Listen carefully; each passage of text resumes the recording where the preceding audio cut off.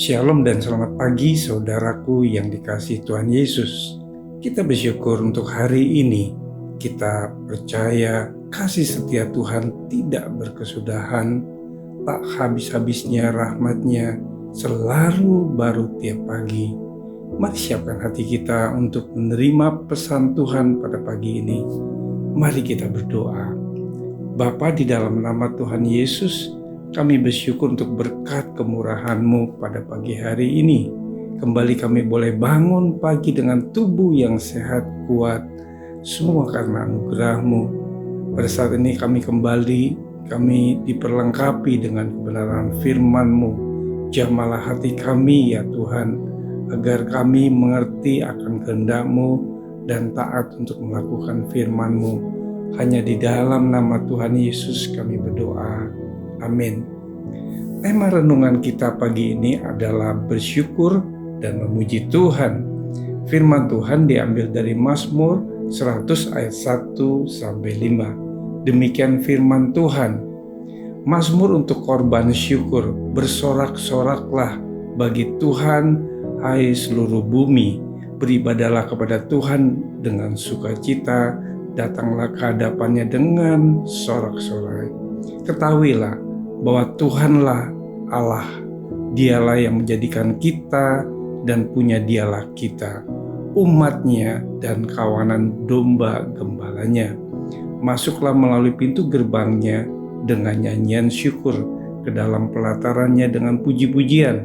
Bersyukurlah kepadanya dan pujilah namanya, sebab Tuhan itu baik, kasih setianya untuk selama-lamanya, dan kesetiaannya tetap turun-temurun.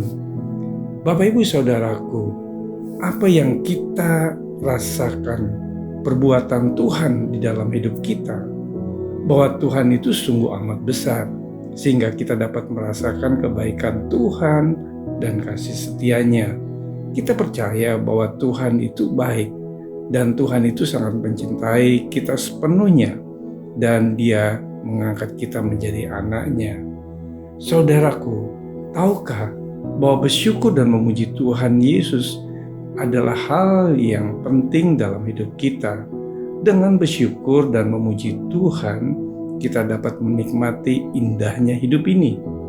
Sifat-sifat baik dapat muncul bila kita bersyukur dan memuji Tuhan nyata dalam hidup kita.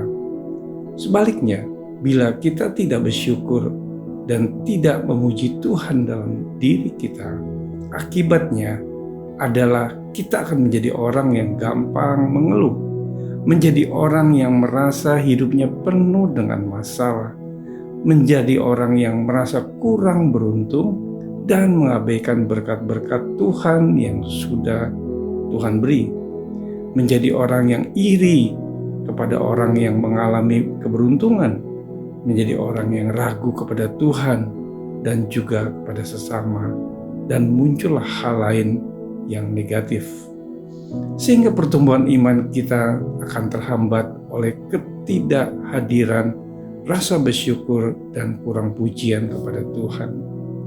Bapak Ibu Saudaraku, fokus kita tidak hanya kepada uang, talenta, dan pencapaian hidup saja sebagai harta, tetapi kekayaan kita yang kita miliki juga dapat dilihat dari seberapa besar rasa bersyukur dan pujian kita kepada Tuhan.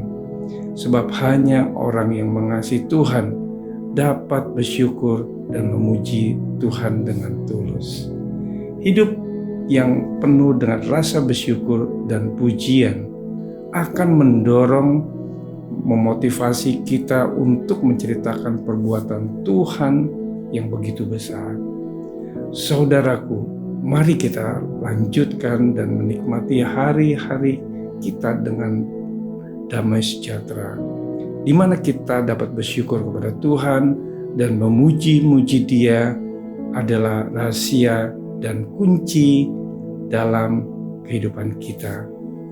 Demikian firman Tuhan dalam 1 Tawari 16 ayat 34. Bersyukurlah kepada Tuhan sebab Ia baik, bawasannya untuk selama-lamanya, kasih setianya.